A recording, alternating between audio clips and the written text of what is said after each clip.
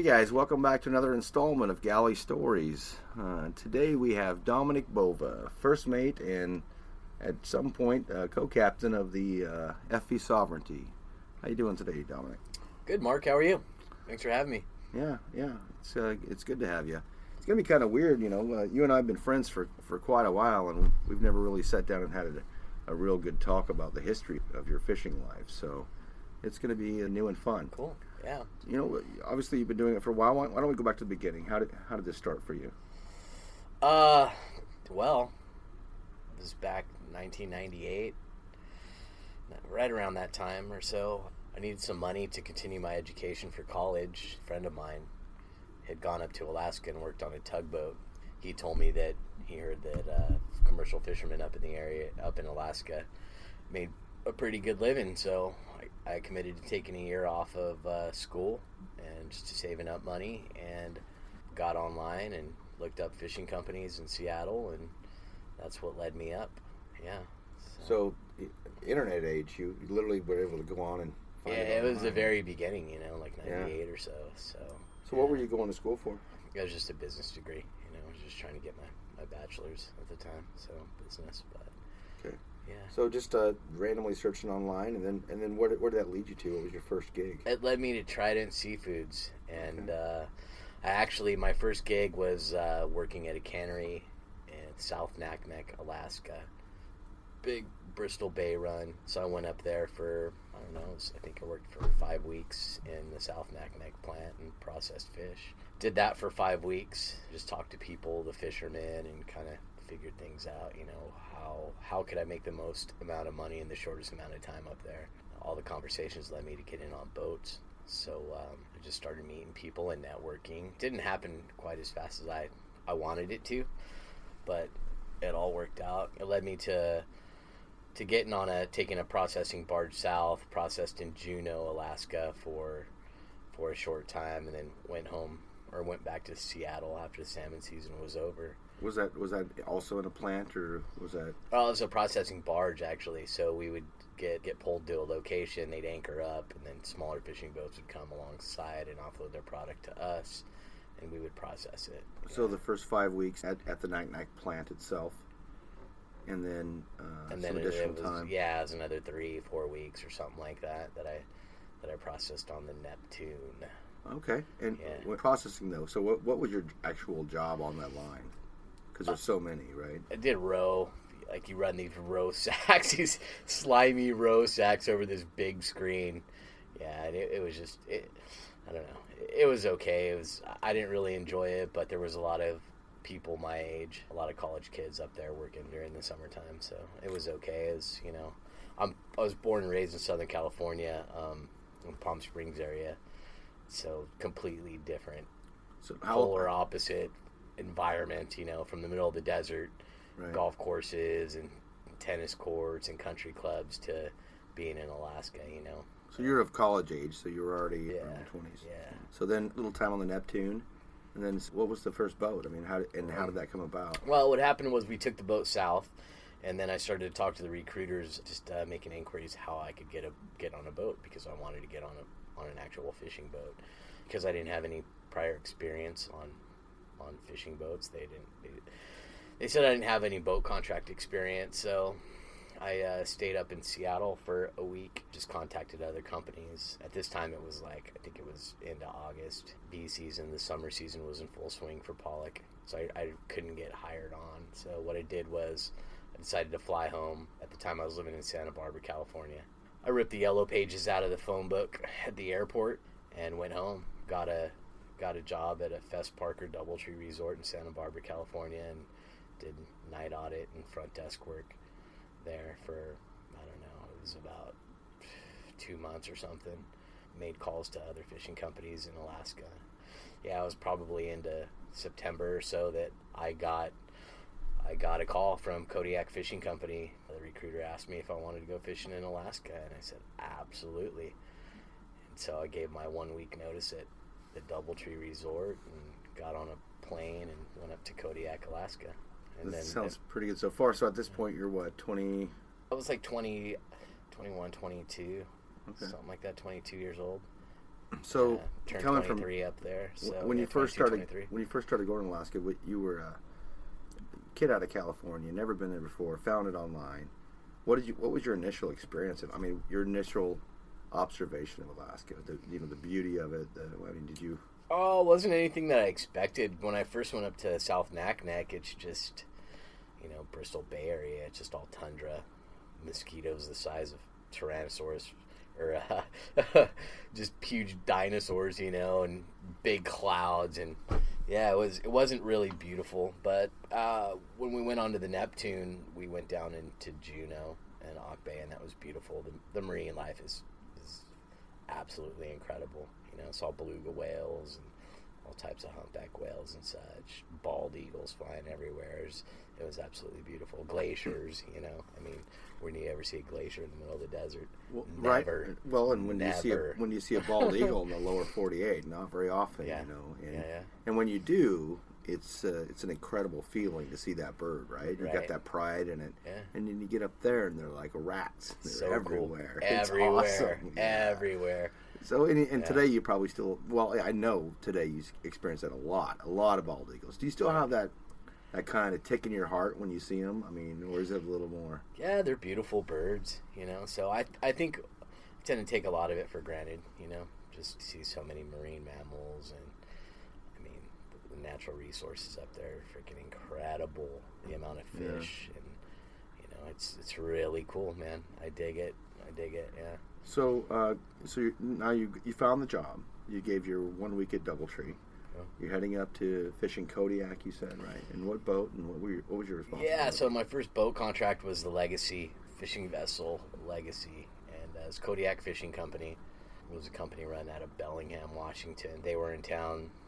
They picked me up in Kodiak, and they were on their way up to the Bering Sea to go fish yellowfin, right? Creamy. And so I walk on this boat, or I arrive in town. Someone picks me up. We go into town. I get a bunch of rain gear and boots, and just supplies for the season. And I walk onto this fishing catcher processor. Just a dirty, filthy boat. The boat it was probably 150, 160 feet long. So there's about 20 people on it. It's a H&G boat. And I remember this one guy, he's laying at the back of the house. He's laying down on the deck, man. And he looks at me, looks over, and says, "I don't know what you're doing here. This is a no money boat." I'm going, "Oh, man." And he said his name. I can't remember his name. But he told me his name, and then he said, "But you can call me Country. That's what they call me." And he was from, I don't know where, man, the Ozarks or something, just a backwoods hillbilly.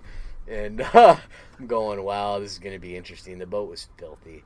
Get on there. So shown my accommodations. I had to share a room with 4 or 3 other people, so there was 4 of us in there. Shortly after that, we got underway, went out to go fish yellowfin. On the boat, I processed, and then towards the end of that, it was a 65-day contract. Towards the end of it, I went out, started going on deck, kind of be a combi.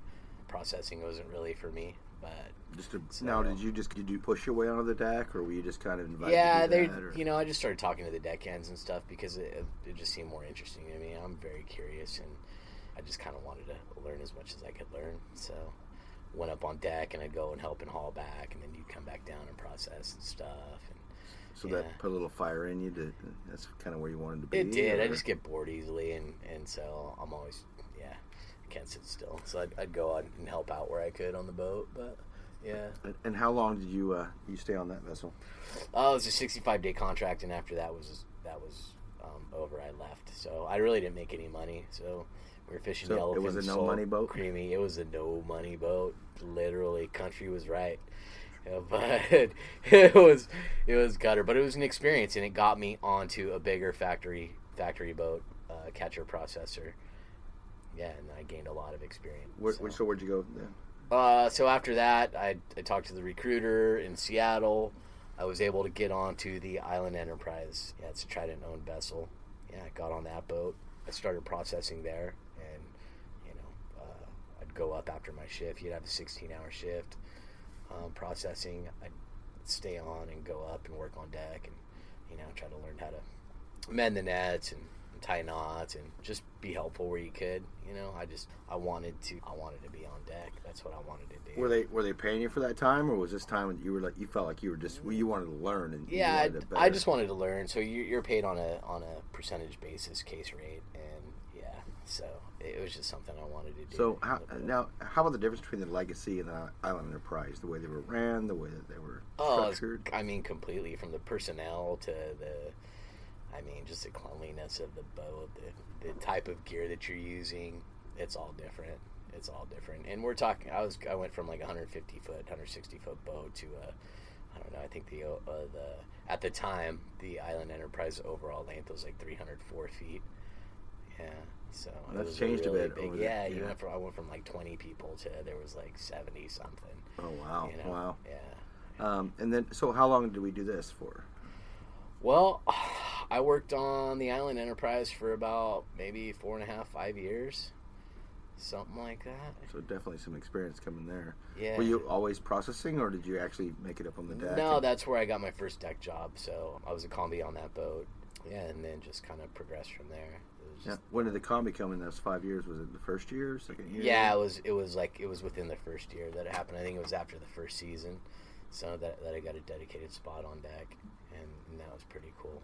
So the guys that I worked with were great and professional.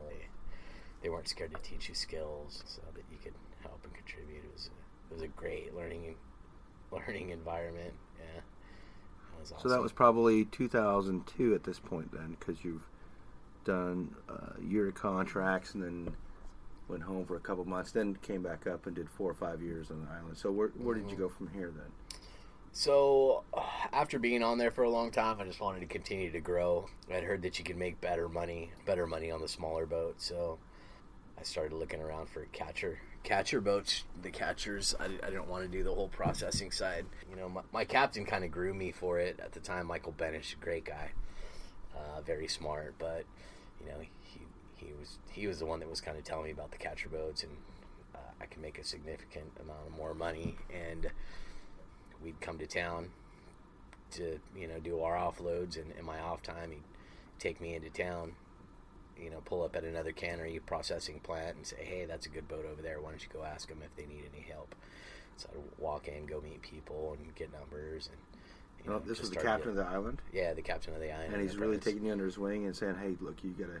Yeah, he was very helpful, and just kind of grew in me to go make sure that I get a good job on a good boat. So you must have saw something in you. Yeah, he's a really good guy, man. So still in contact? Yeah, every now and then. So I'll call him up on the radio and such. Not as much as we used to, but yeah, he's pretty cool. All right, so then what was the boat you found? I actually ended up going and working for BNN Fisheries. I floated around on that boat, worked on the Northwest Explorer, the Arctic Explorer, the Bristol Explorer. I worked a short time on the Exodus Explorer. Yeah. Yep. And those are both... All on deck? All on deck, and they all just caught pollock. You don't process, so you go out and fill up the boat and bring your load into town, pull up at the dock next to a pump. They pump the fish off and run it through the cannery. Yeah. It was a good deal. And then how do we progress from there? Well, being on the factory trawler, we were always encouraged to take classes to get different types of ratings. So your AB card, your OS card, your AB card, and eventually you wanted to get your license, your captain's license, your mate's license. It was just the evolution of things, So I just, in my off time, I would, take some of my personal time and go and take classes here and there, put together all of these qualifications to apply for the ratings. So how did that begin to move you on to your next job? You spent this time on the island, the captain's helping you, you're trying to find something else, and then... Yeah, so after being in, I went and I worked on the little boat out of Newport, Oregon, the Leslie Lee. Same type of fisheries, smaller boat. Worked there for a short amount of time. I did an A season and an offshore hake, so it was probably between like January through May that I worked for them. Didn't get along with the captain at all. He's just a narcissist and just a screamer, and so that didn't last for too long. And we had, we butted heads big time, and so I left there and reached back out to Trident Seafood. They got me on a charter. Went and worked on a charter for summer and got back in the loop there. Charter. So NOAA will lease the boats, and they go out and do surveys. So basically, they split the Bering Sea up into grids. You make a certain amount of tows. They have fisheries observers and biologists on the boat, and they record your catch, measure fish. You know, it's just make an overall assessment of the biomass of the fisheries involved in that area up in the Bering Sea. So, and the first boat that I went on was the Arcturus. I went and worked on there. Was Glenn the captain on there? Glenn Sullivan, great man. He's still running that boat. It's a lot of fun. He's got a great crew. He does. When you say the charter, though, so all this information they're gathering, obviously, is that where these numbers come from for how much is going to be the quota for the season? Is that where these numbers are coming from? That's where all the numbers are pulled. So, and it's the best managed fisheries in the world up in Alaska. They do a great job of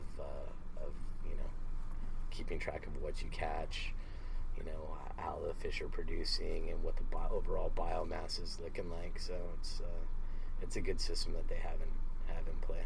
Yeah, it's pretty strict too, right? I mean, it's very strict. You have to have an observer on the boat. You have to have an observer on the boat. So, and their job's to essentially count everything that you're doing, right?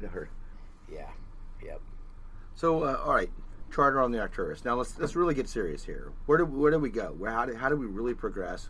What boats were we on? Because at this point you're a fully licensed captain right now. No, so things happened pretty quickly. Now I am. At the time I worked on the Arcturus, I didn't have my mate's license. I went and started filling in the fleet on other boats, and I think I went and worked on the Dominator for Craig Jensen. And that had to be a good guy to work for. Yeah, he's great, man. He's such a hoot. Very knowledgeable, very professional, first class all the way. Yeah. He's still that way in everything he does. I mean, working with him as a port engineer, he's very detailed, very meticulous. Yeah. He's all right. But yeah, so I worked for him and filled in on deck, and I wanted to learn. I wanted to start towing the net at night and learning that type of stuff, and I just wasn't able to. He's always held a crew on that boat for a long time. I think at the time that I worked on there, everyone had worked on the boat for like 18 years, together. Hard to get a spot when everybody's already got a spot. Bill, his mate and co-captain, went to high school with him. So he told me that it would be unfair if he let me tow and do these things, and it was cool. I made great money working for that guy and learned so much working on his boat also. But one of his guys, Jim Howard, wanted to go half-time, and so I was able to split that time with him, split the seasons, split the time and split the money, and then in my off time, off of that boat, I would go and fill in on other boats, and that's how I kind of, got to know the fleet and the different people. All within that Trident family, or were you reaching out to all other? within Trident, Okay. Yeah, I didn't want to leave them, so they're a great company to work for. They take care of their boats. All the people are very great. Yeah. So awesome. Then after the Dominator? So that's how I got my license. Jim, after a year of going half-time with Jim, he didn't want to split the time and money anymore. So Craig was going to have me back. Or Craig told me if Jim didn't want to come back, that he wanted me back on his boat, but he wasn't going to pay me full share because I didn't have as much experience as everyone else. And at that time, that was after summer, and we had like 3 months off or something. And I kind of got upset, okay. I'll wait around and see if I can work on your boat. I'd love to work for you, but I'm also going to, put my feelers out and reach for something else. During that time off, I went and sat for my license, my original license, and it was a good thing because an opportunity came along on the boat that I work on now, the Sovereignty, on deck as a deck boss. So I went and worked on that boat for Kaz and Jeff Boddington, and worked on deck there for a couple of years. Yeah, and it ended up working out because. So and you remain on that boat now? Yeah, I'm the mate on that boat now. So you got on there several years, well, a few years ago at least. I mean, It's been a while. So you work for Kaz in Boddington. Yeah, I think it was like 2007, man. As we call it. 2007 or 2008, I started working on that boat. Okay. So, yeah. So you've already got 20 years in the fishery. No, I've got, like, right now, I think I've got like 18 years or something from the first time that I came up to Alaska. I have about 18 years. Okay. 18, just over, something like that. It's quite a bit of time. Yeah, time flies, man. It does, doesn't it? Yeah. So in that amount of time, here's where the fun's going to come, Dom. And you guys, I just call him Dom because kind of everybody calls him Dom for short. It is Dominic. In that amount of time, you've had to experience some things that, good and bad. And we're going to go back from that first time you went up in '98, right? Okay. To current. And I'm looking for your fear in that. Just a story about the thing that scared you the most. Let's have between now and then.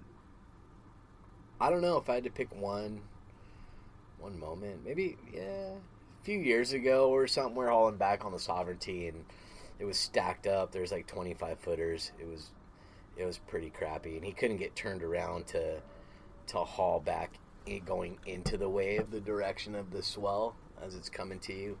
So we started hauling back and winding the net, going with it. So, yeah. Anyways, we're winding up the net, and a 25-footer pushed through the back of the boat. It went over the gantry.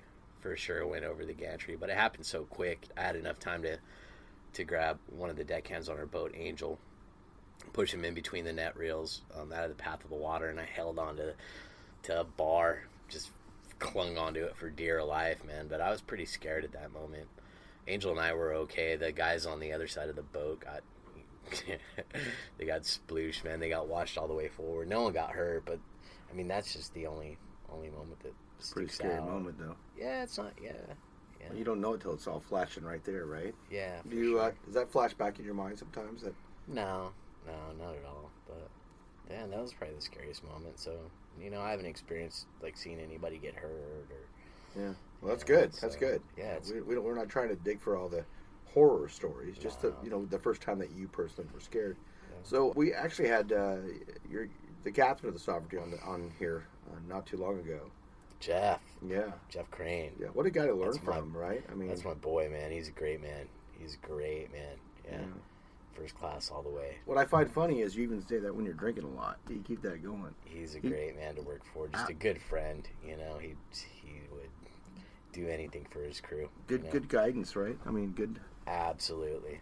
When I asked him the same question, his answer was he was really lucky. Working on a great boat, great crew, very safe. He had to dig back to find that scary moment as well, and which is great because there's a lot of guys up there that have more than one very, very scary moments, So let's go to the little humor side. Do you have some of that? I mean, give us a couple funny stories. There has to be some because I know the guys you work with. I don't know. Nothing really like sticks out in particular. So there's all kinds of funny moments. You become like family, and it's just 5 of you on the boat taking care of the boat, and just the whole camaraderie and I don't know. Not any one significant funny story comes to mind. Well, then give me Sorry, two. Man. Sorry, man. It's just all family. I'm not going to tell on everybody. Right. I'm a joker and a clown, man. I'm always I'm always goofing around and stuff, but I can't ever think of like one moment, Yeah. Where I'm always laughing and trying to have a good time, So that's probably a good way to be, right? Yeah. It's probably a good way to be. Has the crew changed much since you've been on there?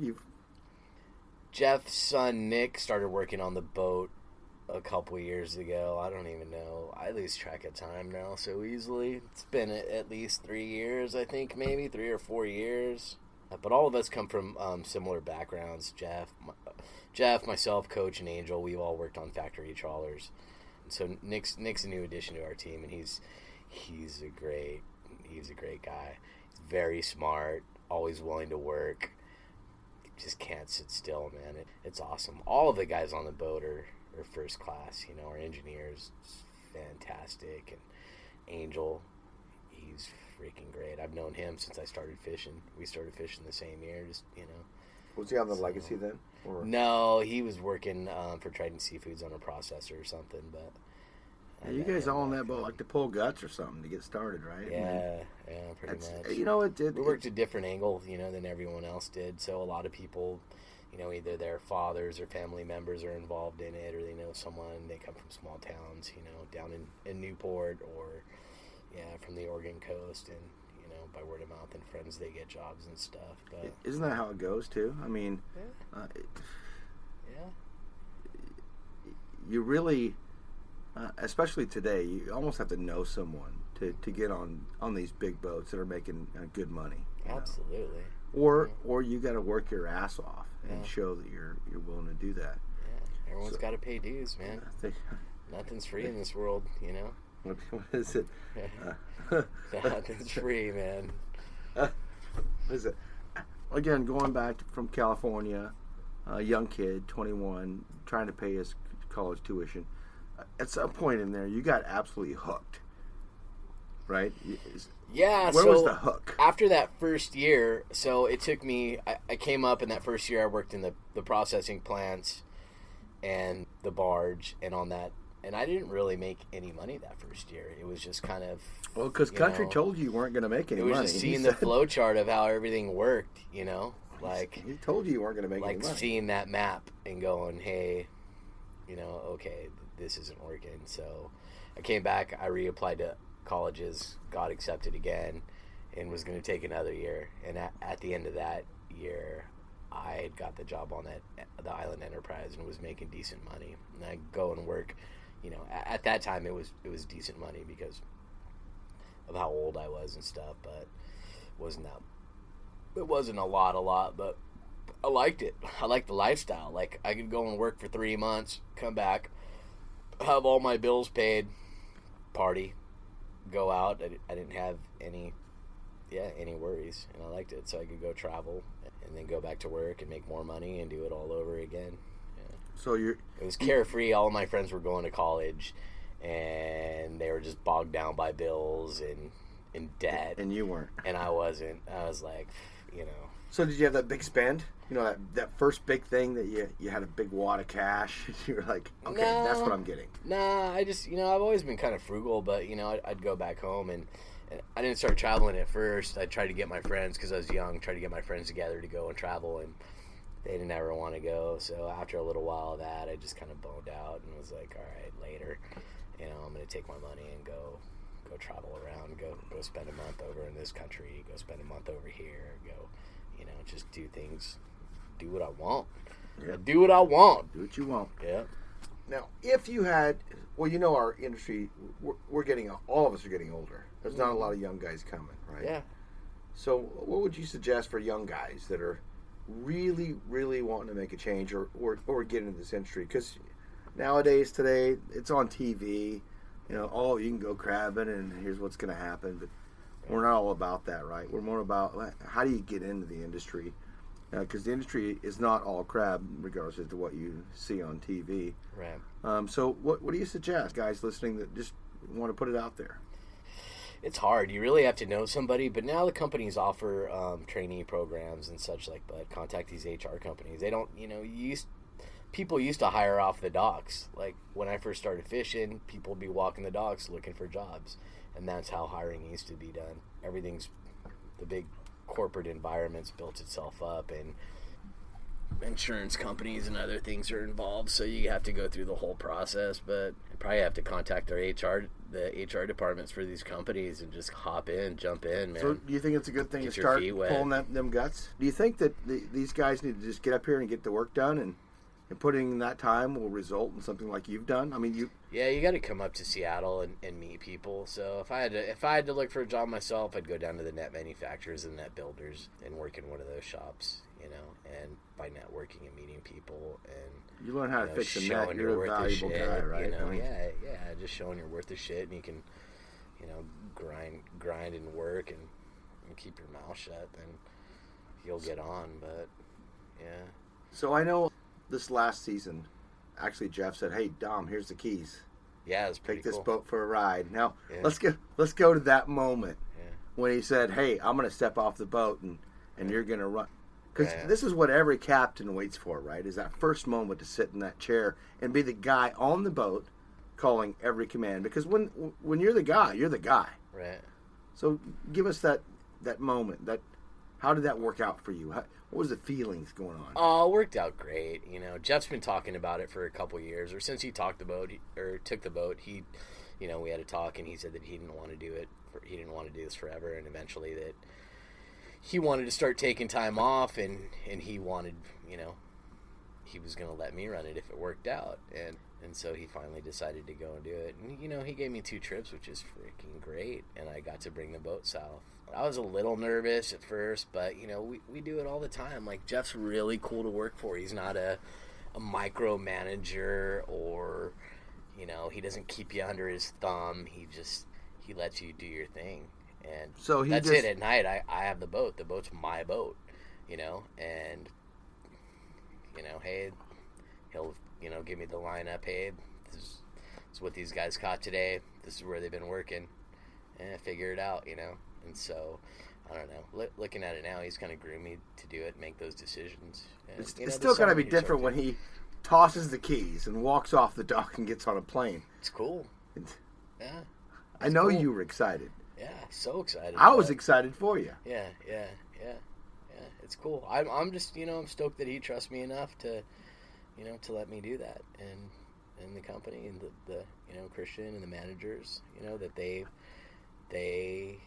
would let me do that. It's freaking awesome. So How did it we feel did a coming great from the job. locks? Oh man, it was Because so on my surreal. personal boat coming to Yeah. the locks, I was a little like, shit. Right. You know? Yeah. So Yeah. how was that bringing that big ass boat? to Yeah, the in the locks? middle of the night, it's all dark. You know, you enter the cut, and you're just going, holy Here it comes, here it comes. shit. Your Yeah. heart's going. Yeah, it's cool. I just went really slow, man, and took it easy, you know. But it was weird when we got inside the locks and they close the doors behind you and start filling it up, and you're just, you know, I'm used to being down on the deck with the guys, you know, on the rail handling buoys and mooring lines and stuff, and, you know, talking to people in the locks, but, you know, this time I was up on the wheelhouse level. It was kind of cool. It was all right, man. I was pretty I was like, heck yeah, this is awesome, man. Yeah, and Jeff met us down there, Jeff and Susan, his wife. They were on the outside.